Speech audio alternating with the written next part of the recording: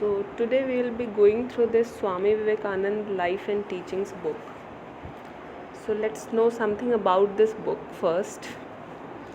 The first part of this book gives a simple account of the inspiring life of Swami Vivekananda, which young people will find to be of absorbing interest. The second part consists of Swamiji's teachings, which provide a perennial source of inspiration to youths to attain success in life by overcoming problems and difficulties, to lead a moral and spiritual life, and to make one's life meaningful by rendering service to fellow men, especially the poor and the sick. So let's come to the first part of this book. Here is the story of young Naren. Once a young man was walking along the streets of Calcutta. Suddenly he heard a great noise. What was it? Then he saw a carriage rushing along the street. The horse pulling the carriage was running as fast as it could. Something has frightened it, and it was running away. A lady was riding in the carriage, and she was badly frightened. She was in great danger because the carriage might be upset at any moment. No one was able to help her. The young man saw what was happening. He was very brave. When the horse came close, he ran towards it at the risk of his own life, seized the reins, and forced the horse to stop. The life of the lady was saved, and she was very grateful to the young man. Who was he? He was then called Narendranath, but he later became famous as Swami Vivekananda. He was born in a famous Datta family who lived in the Shimla section of Calcutta. It is Simla section of Calcutta.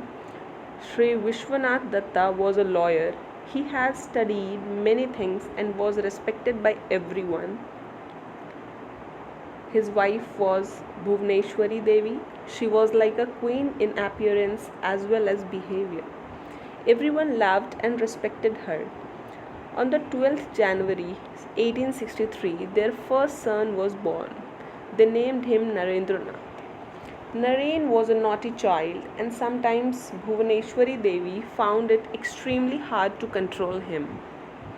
However, she found that even when Naren grew extremely restless, if cold water was poured on his head at the same time chanting the name of Shiva in his ear, the child would quiet down. Indeed, at times this was the only method with which to bring him under control. Young Naren learned many things from his mother, and she told him stories from Mahabharata and Ramayana. Naren loved to hear the stories of Sri Ram. He bought a small clay image of Sita Ram and worshipped it with flowers. He liked to listen to the reading of Ramayana. Once he stayed in a banana grove for a long time, hoping to see Sri Hanuman, for he had heard that was a favorite place of his heroic devotee of Ram. He also liked to play at meditation.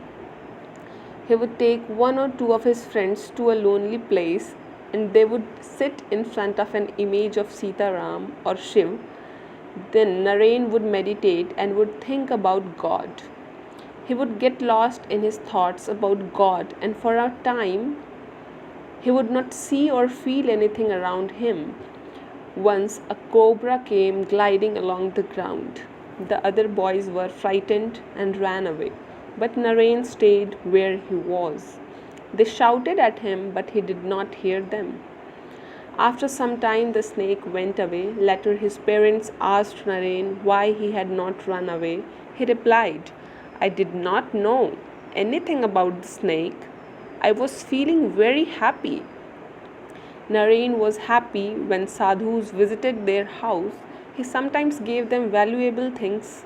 Once he gave a piece of new cloth which he was wearing to a sadhu. After that, his parents locked him up whenever Sadhus came to the house, but when Naren saw the sadhus, he would throw things to them through the window. Now and then he said that he would become a sadhu himself someday.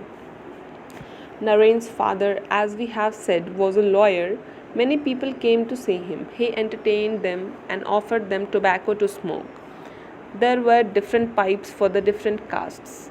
But caste was a great mystery to Naren. Why was a member of one caste not allowed to eat with members of the other caste? Why were these different tobacco pipes for different castes? There were a pipe for the Muslims also. What would happen if he smoked from all the pipes?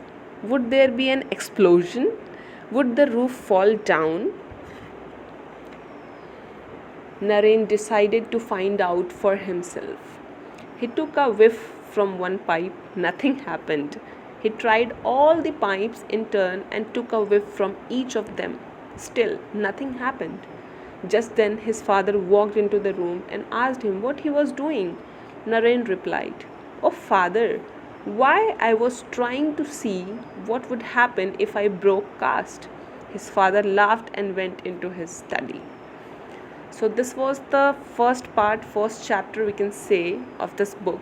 So we will be continuing with the second chapter or the second part of this book, which says about young Naren at school and at play.